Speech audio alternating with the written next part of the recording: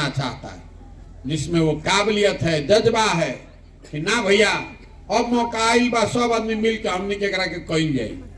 जब पदयात्रा खत्म हुई तो जितना आदमी तैयार हो जाई हन सबके एक साथ बैठावल जाई और सबे मिल के तय करी कि दल बनावे के बाद तो बनी दल।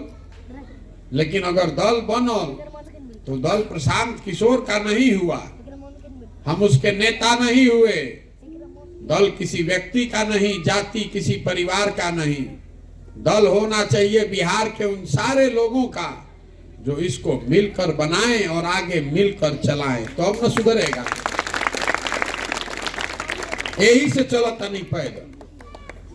जेकरा भी बुझाता कि अकेले कोई सुधार दी, तो वह याद बना मोदी जी आयल रहन तो सबे के बुझाइल कि मोदी जी अहन तो सुधार दिहन पूरा।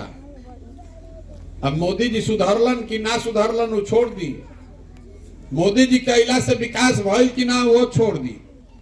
इतना आदमी बानी जा, हमनी के ज्यादातर आदमी मोदी जी के वोट देले हुए देले बानी जा, तबे ना प्रधानमंत्री बाड़न। 40 में 39 गो MP बिहार से जीत के गइल बाड़न। अब मोदी जी के आवे से बिहार में विकास भइल कि ना एकर चर्चा मत करी। हम रवा के एगो खुला चुनौती दे के जाता नहीं, जे भाजपा के में वोटर बा। 9 वर्ष से मोदी जी प्रधानमंत्री बाड़न, विकास ना कैलन छोड़ दो, महंगाई कम कैलन कि ना कैलन इहो छोड़ दो, एजा लइकन के रोजगार देलन कि ना देलन इहो छोड़ दो। अगर 9 वर्ष में मोदी जी ने बिहार के विकास के लिए एक बैठक किया हो, उसका हमको सूचना दिखा दीजिए, हम कल से मोदी जी का झंडा लेकर चलने को तैयार हैं। 9 वर्ष में एगो बैठक तक इस आदमी ने नहीं किया कि भाई बिहार के आदमी आंख बंद करके अपना जाति धर्म से उठ के हम पर भरोसा किया है कि सबसे गरीब और पिछड़ा है। कम से कम एगो बैठक तो करी कि भाई एकनी के मदद कैसे हो सकेला।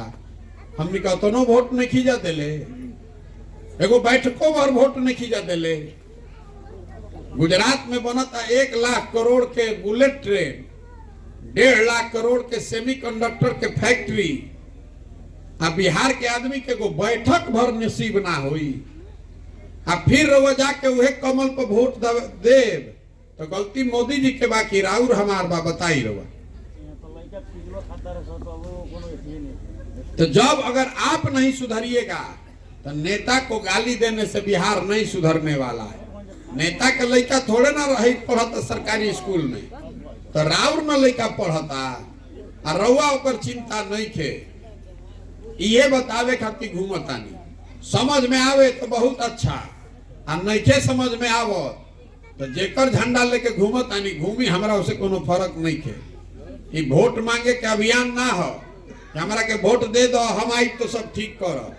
हमको आपका वोट नहीं चाहिए। कुछ आदमी के बुझाता कि हमारा सरकार बनावे के बाद, अरे भाई सरकार तो बनल बा पहले ही से। नीतीश कुमार रोजे बेचारे फोन करतन, बाप करतन के आ जाए शामिल हो जाए, काले सरकार में शामिल हो जाए। अगर सरकार में जाना होता तो ओकरा खातिर है गाँवे गाँवे शरीर गलावे के का जरूरत बा। आजे जाई व काल सरकार में शामिल हो जाई। ये सरकार बनाने का अभियान नहीं है, ये बिहार में परिवर्तन का अभियान है, व्यवस्था बदलने का अभियान है, ताकि आने वाली पीढ़ी आने वाले बच्चों की जिंदगी बेहतर बने।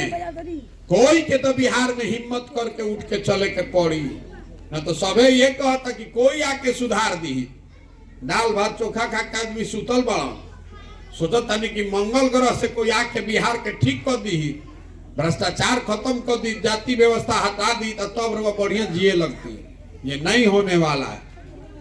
अगर बिहार को सुधारना है तो बिहार के लोगों को लगना पड़ेगा। पंजाब से आदमी आकर बिहार नहीं सुधारेगा। अगर नहीं सुधारिएगा तो आपके बच्चे जीवन भर मजदूर ही बनेंगे। जब पढ़ेगा ही नहीं तो मजदूर न बनेगा। पूरा भारत में घूम के मजदूरी करी। कोई ऐसा यहाँ घर नहीं होगा जिसका घर का जवान लड़का पढ़ने के लिए मजदूरी करने के लिए बाहर नहीं गया। जवान लड़का आई जा ट्रेन में बस में भेड़ बकरी के तरह कोचा के आदमी जाता मजदूरी करे। 12,000 15,000 रुपया खाती वो आदमी छोट छोट कमरा में रहता हन, 4 गो 5 गो लड़का एक साथ रहता है, अपना पेट काटता है कि घरे 6,000 भेजी 8,000 भेजी तो बाल बच्चा खाई। और रउआ से पूछो तनी कि वोट काहे देनी है? ए भैया सब गाँव वाला देते रहे तो हम दे देनी है। ए भैया पुलवामा हो गई, सबे कहल मोदी के दिया और मोदी ठीक बांध दे देनी है। अरे भाई राउर जवान लड़का अपन जवानी अपन हार गलावो तारुआ आंख बंद करके सही वोट दे देता नहीं। और अगर दे देते हैं तो फिर भोगी है, फिर गाना काहे गा रहे? यही बताने चले, ठीक लागो तो बहुत बढ़िया, ना ठीक लागो तो बढ़िया, ठीक है बा। हमार लड़का या थोड़े पढ़ता, हमार लड़का तो पढ़ता देश के सबसे बढ़िया स्कूल में। आपको न चिंता होना चाहिए, आप बताइए कि प्रयास होना चाहिए कि नहीं होना चाहिए? होना चाहिए। तो रउआ से एगो सवाल पूछो, वोट रउआ देवे के बाद कैमरा लागल बा 3 गो, सबको हाथ उठाकर जवाब देना है, हाँ तो हाँ, ना तो ना। हर गांव में कराते हैं, न तो काल होके आदमी कहियन कि हमारा गांव में तो आइले ना रहन, कहाँ आइल रहन प्रशांत किशोर। पिछले 30-40 सालों में आपने हमने जिसको भी वोट दिया, किसी ने बिहार के बच्चों की चिंता नहीं की, आपकी चिंता नहीं की। अब समय आ गया है कि बिहार की जनता गांधी जी के रास्ते पर चले, गांधी जी के बताए रास्ते पर चले और अपने बच्चों के भविष्य के लिए एक मिलकर नया विकल्प बनाए, अच्छे लोगों का, सही लोगों का विकल्प। आप बताइए कि बिहार की जनता को मिलकर अपना विकल्प, जनता का विकल्प बनाना चाहिए कि नहीं बनाना चाहिए? बनाना चाहिए। सबके हाथ उठे के चाहिए मेरे भाई। फिर से पूछो तनी हथवा तो उठावो, हाथों ना उठिए, बिहार सुधर जाए। बिहार की जनता को मिलकर अपना विकल्प बनाना चाहिए कि नहीं बनाना चाहिए? रोआ ध्वनि मत से पास करता नहीं अपना गांव से कि ना भैया विकल्प तो बने के चाहिए। तो आदमी फिर ही पूछो तो कि अच्छा विकल्प बन जाए तो चुनाव कैसे जीतल जाए? हमने भी जो साधन है ये नहीं खे, व्यवस्था नहीं खे, संगठन नहीं खे, हमने के कोनो नेता है जाना, तो चुनाव कैसे जीतल जाए? हम वो बतावे आइल बानी कि चुनाव कैसे जीतल जाए। देखिए लोकतंत्र में जनता जो है, आप हनुमान हैं, जैसे हनुमान जी अपन शक्ति भुला जात रहन, वैसे ही रहुआ अपन शक्ति भुला गइल बानी।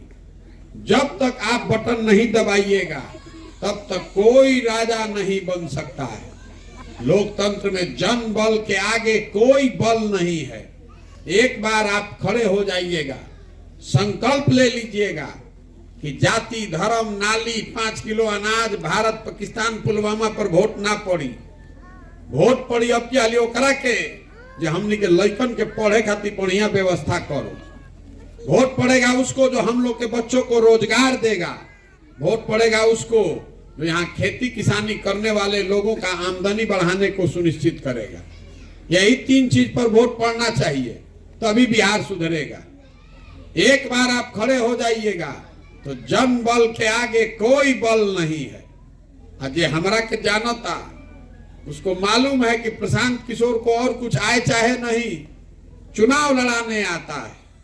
पिछला 10 वर्ष में बड़े बड़े दल और नेता देश भर में जिसका भी हमने हाथ पकड़ा है वो चुनावे नहीं हारा है।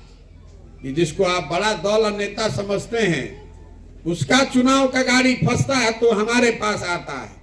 उस काम को करने के लिए 2-4 लाख नहीं, 2-4 करोड़ नहीं, सैकड़ों करोड़ रुपया लोग देते हैं हमको। लेकिन इस बार संकल्प लिए हैं, उस काम को छोड़ दिए और संकल्प लिए हैं कि किसी नेता का नहीं, दल का नहीं, बिहार की जनता का हाथ पकड़े। इस मिट्टी का कर्ज है। हमार बाबा एजा बैलगाड़ी चलावत रहन, मजदूर रहन, इस मिट्टी का कर्ज है, उसको वापस करने आए हैं।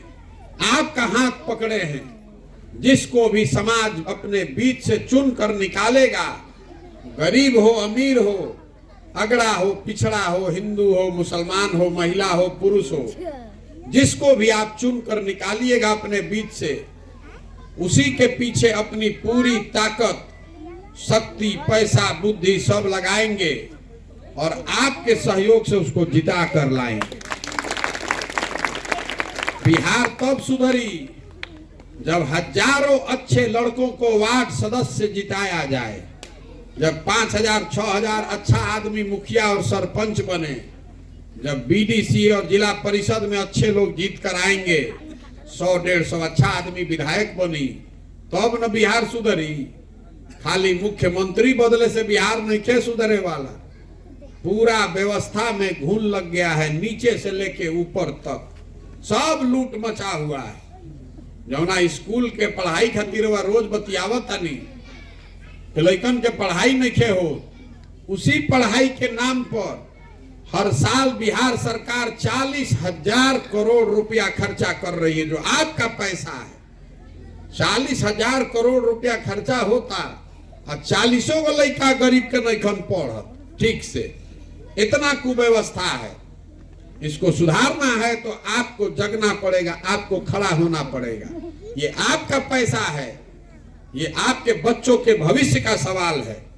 अगर आप नहीं जगिएगा तो कोई इसको नहीं सुधार पाएगा।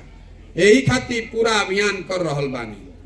वोट हम रउआ से मांगत नहीं की, चंदा हम कोई से ली ही ना। हम किसी का एक कप चाय भी नहीं पीते हैं। अपना चाय, टेंट, तंबू, खिचड़ी लेके साथे चल रहे हैं। आपसे मांगने आए हैं आपका समर्थन और आशीर्वाद। ये कठिन काम है। 50 वर्ष से ज्यादा में से काई लागल बाई, जैसे काई छोड़ावे खातिर बैठ के ईटा से रगड़े पड़ेला, वैसे ही अभी 1-2 वर्ष गांवे गांव जाके रगड़े पड़ी, तब जाके कहीं दिमाग पर से काई उतरी, तभी बिहार को सुधारा जा सकता है। तो अगर आपको लग रहा है कि जो काम हम कर रहे हैं ये ठीक काम है, इससे बिहार का लोगों का भला है, बच्चों का भला है, तो एक बार हाथ उठाकर समर्थन और आशीर्वाद दीजिए। है ना आपका आशीर्वाद? ओके ना? प्रयास करी ना। एक अंतिम बात कह फिर छुट्टी। देखिए, बिहार से बहरी हमने के जाता नहीं जा। बिहार के लड़का जाता सन बाहर पढ़े, मजदूरी करे, रोजगार करे, तो हर दिन उसको गाली देता है। बिहारी मतलब अनपढ़, बिहारी मतलब बेवकूफ। ये शब्द बिहारी गाली बन गया है। पूरे देश में बिहार के बच्चों को जलील किया जाता है। बिहार के लोग, हम लोग सब अनपढ़ और बेवकूफ नहीं हैं। यहाँ के कुछ नेताओं ने, व्यवस्था ने हम लोग को बेवकूफ बना दिया है। एक बार आप जग जाइएगा। तो ज्ञान की भूमि रही है बिहार। देवताओं को भी यहाँ पर आकर ज्ञान मिला है। 1500 साल तक देश की राजनीति का केंद्र बिंदु रहा है बिहार। ये आज हम लोगों ने अपनी गलती से ये दुर्दशा बना ली है। 26 MP का राज्य है गुजरात। गुजरात का आदमी बन गया फैक्ट्री का मालिक। 40 MP का राज्य है बिहार। हमनी के लड़का बन गए फैक्ट्री में चौकीदार और मजदूर। हमनी के आंखें नहीं के खुलत। तो ये बदले के चाहिए कि ना बदले के चाहिए? बदलना चाहिए कि नहीं बदलना चाहिए? होना चाहिए ना भाई। तो होके ना प्रयास। तो एक बार अपनी इस मिट्टी के सम्मान में एक नारा लगाएंगे। मैं बोलूंगा जय बिहार, आपको बोलना है जय जय बिहार। जय बिहार, जय बिहार, जय बिहार। बहुत बहुत धन्यवाद।